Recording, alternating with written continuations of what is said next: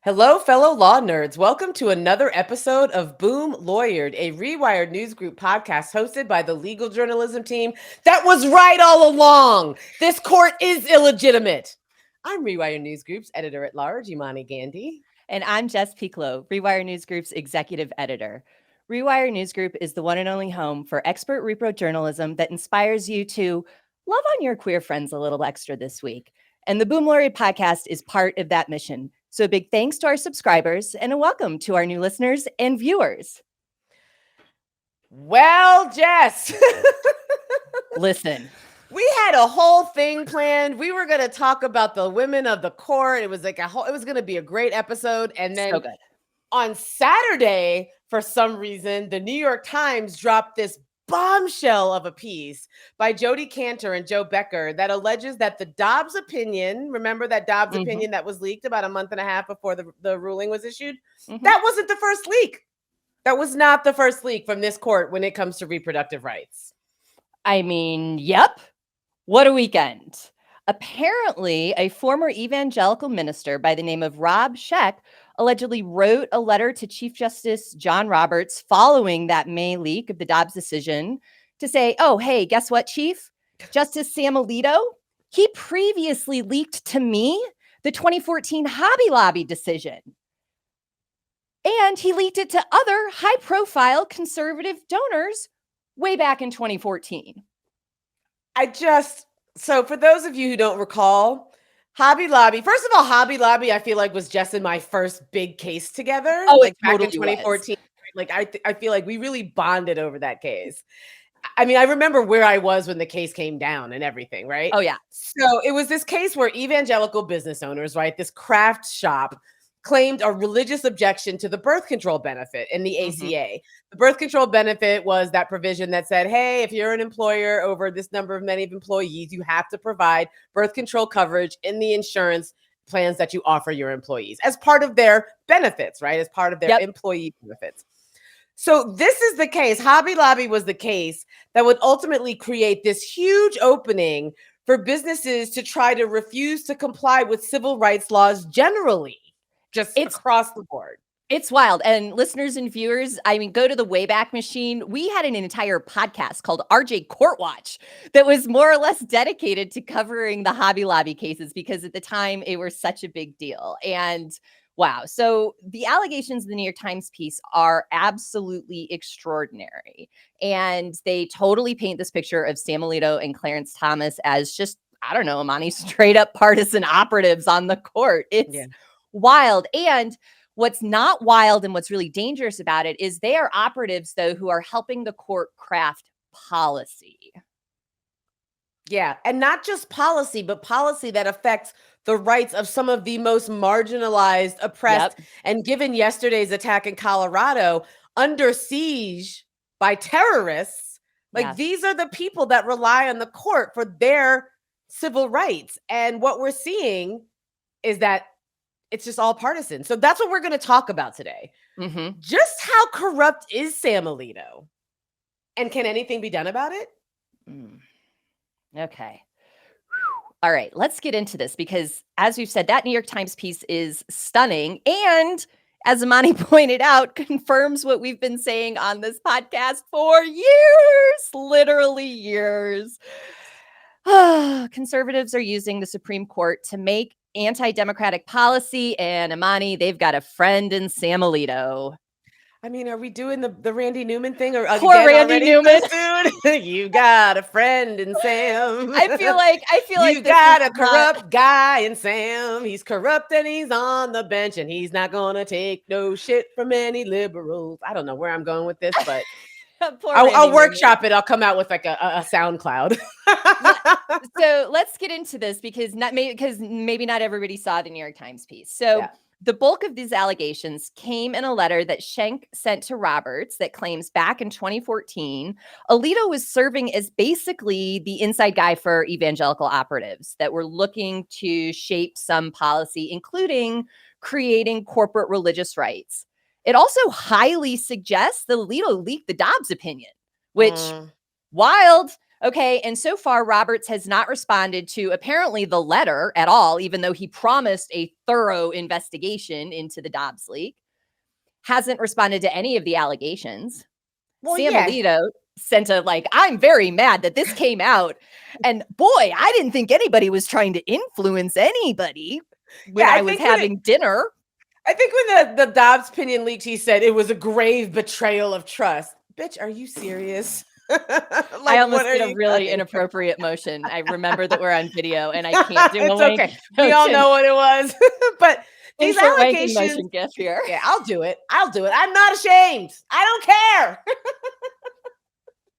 But like the allegations are really shocking. I mean, we're talking Rob Schenck is a guy who, runs like a huge nonprofit, huge conservative nonprofit, and he was looking for donors. He was actually trying to cultivate the owner of Hobby Lobby, who was whinging about how, that his religious freedom prevented him providing birth control. He was trying to cultivate these people as donors.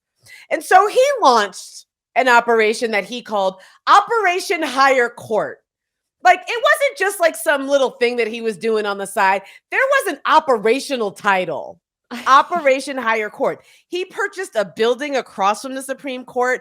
And this is what it says in the Times article. So he could start working the employees, right? Like he would pick out people that he was trying to just ingratiate himself to in order to work them over and get information, right? He would do things like, remember back in 2014, when you were just a young burgeoning Supreme Court reporter and you had to go and fly to DC and we had to try and get you seats in the room so that you could report. This bitch was just getting coveted oral argument seats just by asking, just calling up his friends Sam and Nino and Clarence and saying, hey man, and Nino and Scalia, hey, can we get some of those super sweet box VIP suites in the Supreme Court?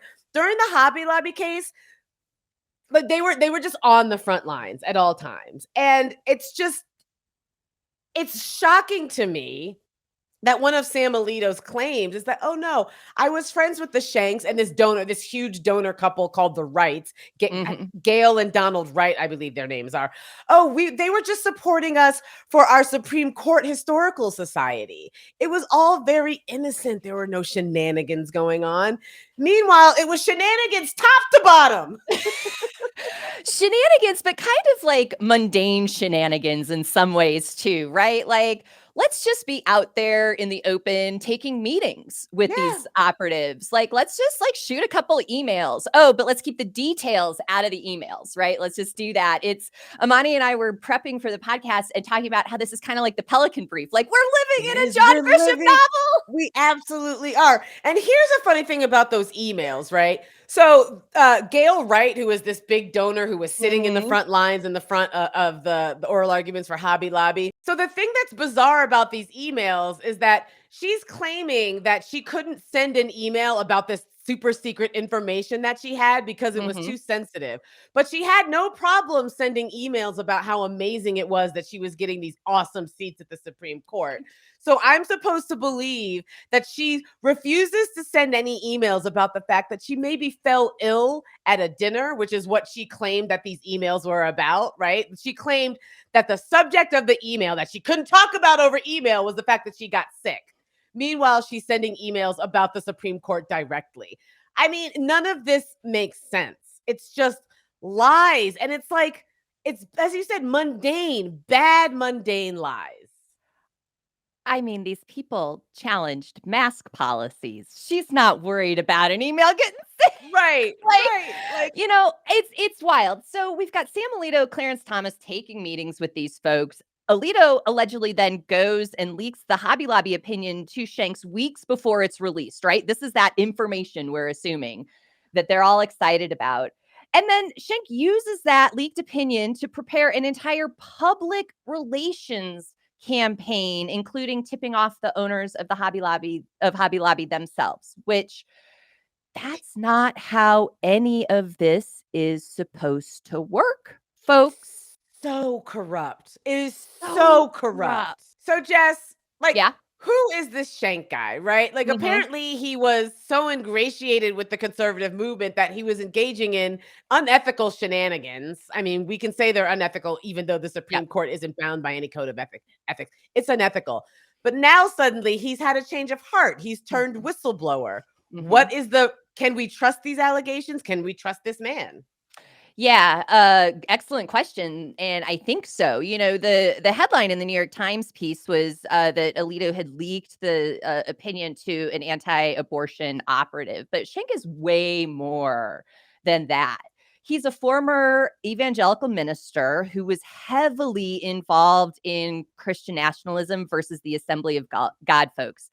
And these are not people with our democracy's best intentions at heart at all. He has a long history of anti abortion activism and ties in the 1980s to the Army of God. Also, really not good folks. These are the most violent, dangerous arm of the anti abortion movement. He's co founder of Operation Rescue with our friend Randall Terry. Not good. Okay, but it gets worse. Like, this is Oh, how ingratiated into conservative politics Schenck is. He's the former preacher to John Ashcroft. Do you oh remember God. John What was Ashcroft that song? What was on that Eagle's song? Wings An Eagle's Wings. with Orrin Hatch, I believe? Why Look it Orrin up, Hatch? Google it. Google it. Yeah, There's a Google on YouTube Eagles Wings. video. YouTube it, watch it, and then just cry because Thank it's us sad. later. But so Schenck was a preacher to Ashcroft when Ashcroft was a senator and also attorney general under the Bush administration, like actively steering policy under the Bush administration. So we have every reason to think that he had amassed the kind of access described in the New York Times piece. We also have every reason to think, or at least take him at his word, that he's had a change of heart. I mean, NPR did a big profile on him. He's come out and said that, yeah, he did all this anti-abortion activism, but he's really understands the harm that does now. I mean, I don't know, take it with a grain of salt.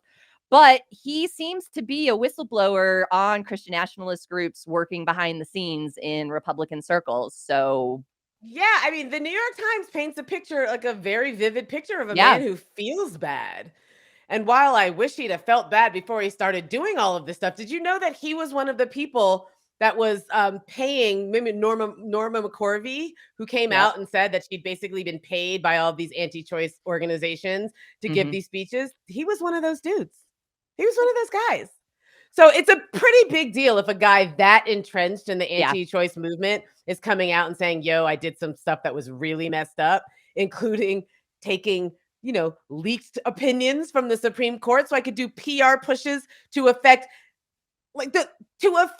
public opinion on something as seminal as the rights of people with uteruses to take birth control. I mean, it's wild to me. It's wild to me, but I'm glad he came out. I'm glad he came out because, hey, maybe something will happen because of this, right? I don't know. I don't know. And, It and all I seems mean, bad though. all the more reason why John Roberts probably should have done something. I don't I mean, know. was he ever really gonna do anything or was he I mean, No, come on. I don't think so. I mean, and that's kind of like my next point, right? Like, Yeah. the reaction over the weekend and especially on Twitter was wild because this is bad. Like, the reporting is great, but the picture that it paints of the court is terrible. But again, confirmation that the court is literally just a straight up political actor under John Roberts. Like, I think it was Ellie Mistal had a piece that was, John Roberts is one of the top Republican operatives, and correct. I mean, it is impossible to claim that the court is anything but a captured arm of the Republican Party at this point, and even its most violent and dangerous elements, if folks like Schenck have that kind of access. They're the mob. I It sounds mean, like they're the truly. mob, right? Like Sam Alito's taking meetings at his daughter's wedding. Kind of mob. Like what is it's I mean, it's also really depressing It as a is. lawyer, as someone who chose this career, and as someone who left private practice to focus on the Supreme Court and on constitutional law. Mhm. And as someone who believed, I mean, I've talked about this before. There used to be a time where I believed that even if a conservative opinion were to come out, there was something in there that was grounded in law, and it was just lawyers doing what lawyers do, which is taking an issue Yeah. and finding and arguing both sides and picking one side over the other. It was generally good enough faith. It wasn't a great faith, but it was good enough. Now, I don't see any good faith in anything that's happened in the last decade. No. In the last decade, probably starting with Citizens United, really. But like Shelby v. Holder was really the nail in the coffin that allowed all of the rest of this shit to happen. Because when we don't have a Voting Rights Act, Black people can't vote and just, save democracy, which is what we're always asked to do. And then we're always criticized because we don't show up enough. It's very frustrating. And I mean, what else has this affected? Do we even know? That's the question. Like, so, we know that there was this massive leak in the Dobbs case last May, overturning Roe versus Wade. We now know that there was also a leak, although not public to the same extent, in Hobby Lobby. We know Sam Alito's fingerprints are all over that. What else has he been involved in? I mean, we have the case or the court taking up a couple cases here, right? The case to upend public union. That's one where we saw campaign after campaign of conservative operatives basically taking cues from Sam Alito's opinions on what the next legal challenge should be. We just got done talking about the affirmative action cases. Yeah. What was he doing behind the scenes with those, right? We have lots of questions. And I mean, so far this season, we focused on the conservative legal movement's crusade to upend progressive precedent, right? Like that's really what they are doing. And at this point, I think we can assume that Sam Alito's behind all of it. Yeah, I think that's pretty accurate. I got a question for you though, Imani. Yeah. Do you think Alito leaked Dobbs? 100%. 100%. 100%. I mean, at the time, I thought it was a conservative. I remember when we did our podcast on the leak, we were on it. We were like, I mean, they were trying to make it sound like, oh, it was a liberal who's upset and is trying to sway votes. First of all, why would the three of them think that would have been a good idea? Second of all, two of those three liberals at the time were women. Women already are under a microscope in these kinds of spaces. There is no way in God's green earth that one of the clerks of one of the liberal women justices would have done something like this. It's just not anything that would have ever happened. And Stephen Breyer would have had no reason to do it because he had KBJ on deck. Right. So what the opinion did is it sort of set the stage for what came. Yes. And fortunately, I was wrong. I thought it was going to be a situation where what came would have been the response to what came would have been muted because people would have had a month and a half to get used to it. But as we saw with the midterms, that didn't happen. People were pissed and people stayed pissed and people voted on how pissed they were. So I'm glad that didn't happen. But what are we supposed to do about this? Yeah, I mean, I don't know. Back when the Dobbs opinion was leaked, one of the things that we talked about was, okay, leave the liberals alone. They're the only people on the court with any ethics, so they would not have done this.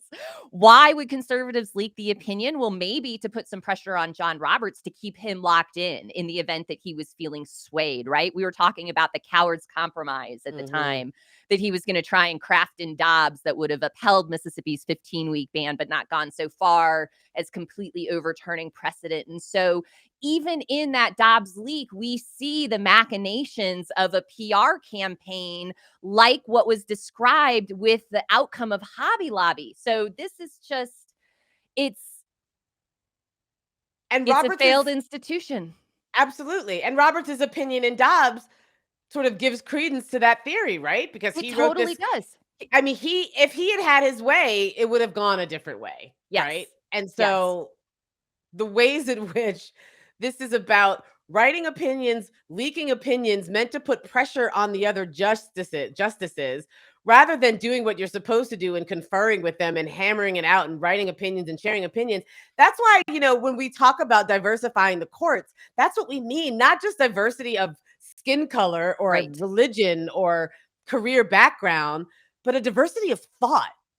We don't have a diversity of thought. We've got 6 people who think pretty much the same way. One's kind of in and out. Roberts will be in and out. And then we've got 3 people who generally believe that we should uphold human rights and civil rights, Mhm. and then they'll disagree on other stuff like maritime law Yeah. or subject matter jurisdiction. People always say, well, it doesn't matter having that many liberals on the court because the liberals vote with the conservatives so many times.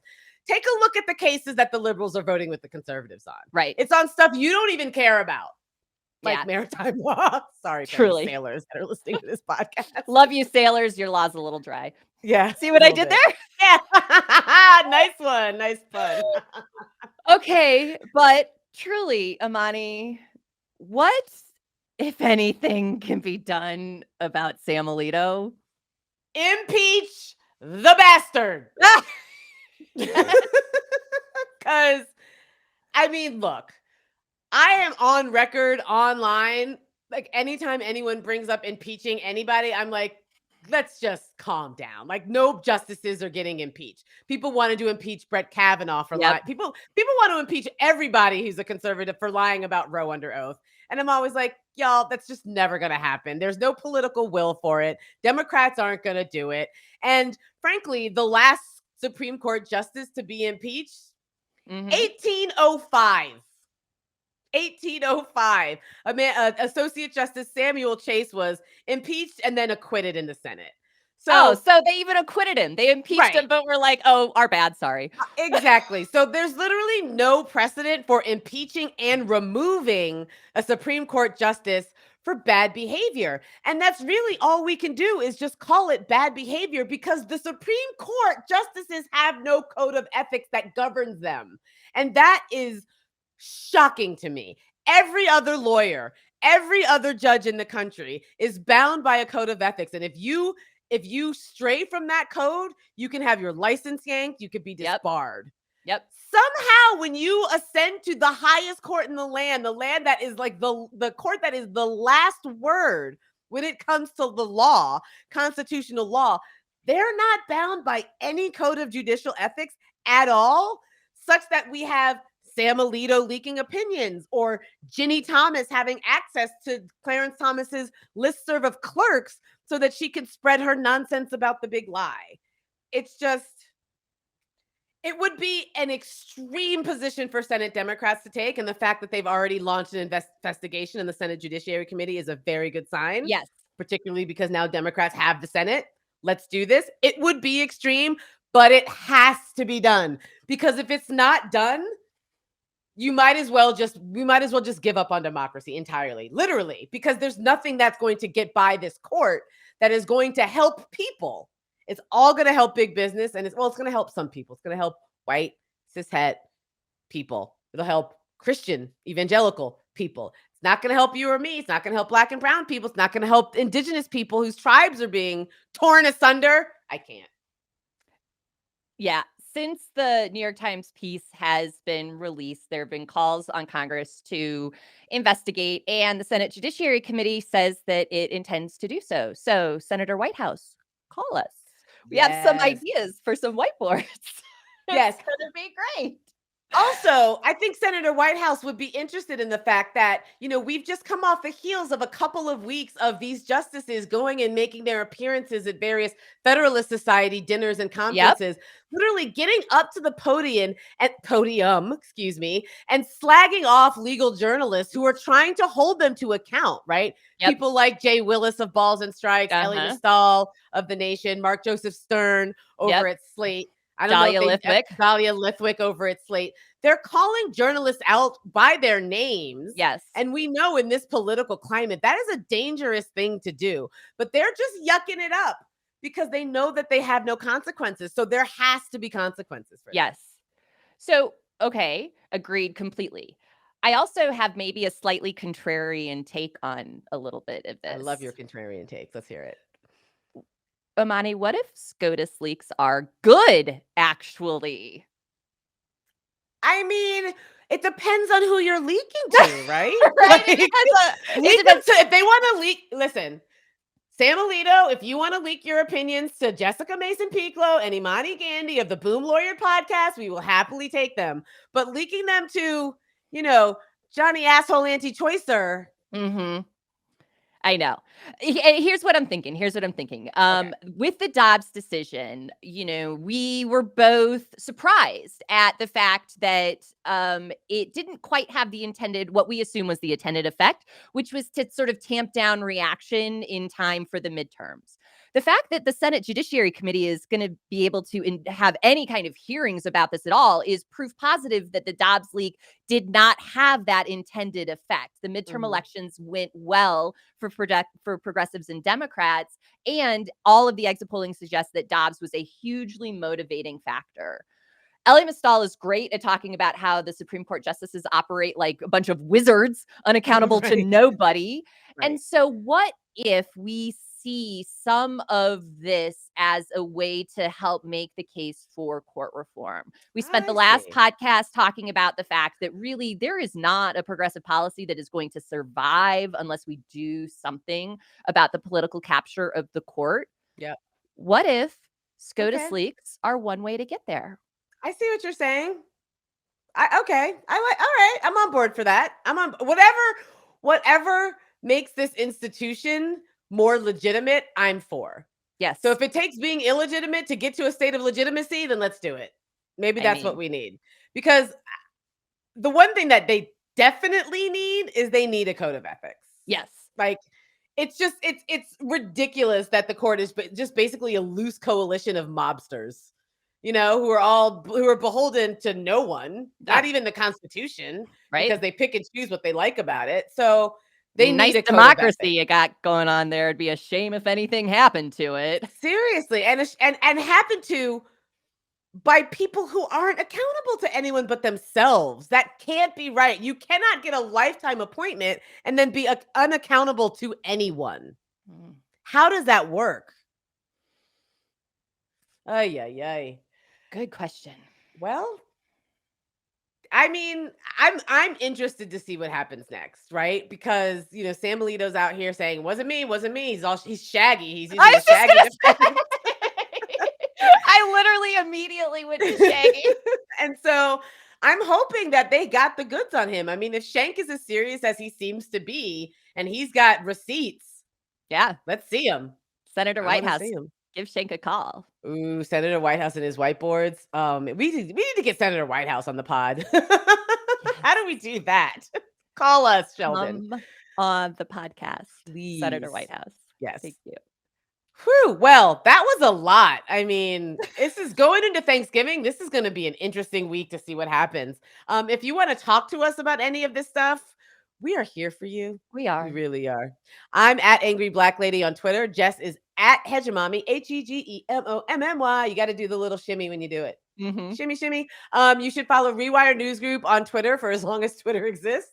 You should follow Rewire News Group also on Instagram. Hmm. Fantastic. And on YouTube, where you can get notifications for when our podcast goes live. If you don't want to look at our faces, we get it. We're too Okay. cute for some people. We understand. You can listen to our podcast just right in your ears.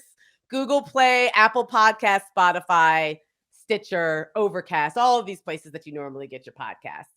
And I guess that's it. Happy Thanksgiving, right? We would Happy love to Thanksgiving. wish you a happy Thanksgiving.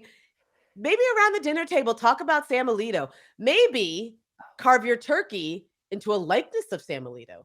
We will not be doing that at the Hegemommy household. No, we For won't. the We won't. record. We won't. Okay, fine. Can I bring a roasted duck in the shape of Sam Alito? Yes. Okay. All right. Anyway, thanks for listening. And what are we going to do? We'll see you on the tubes, folks. See you on the tubes, folks.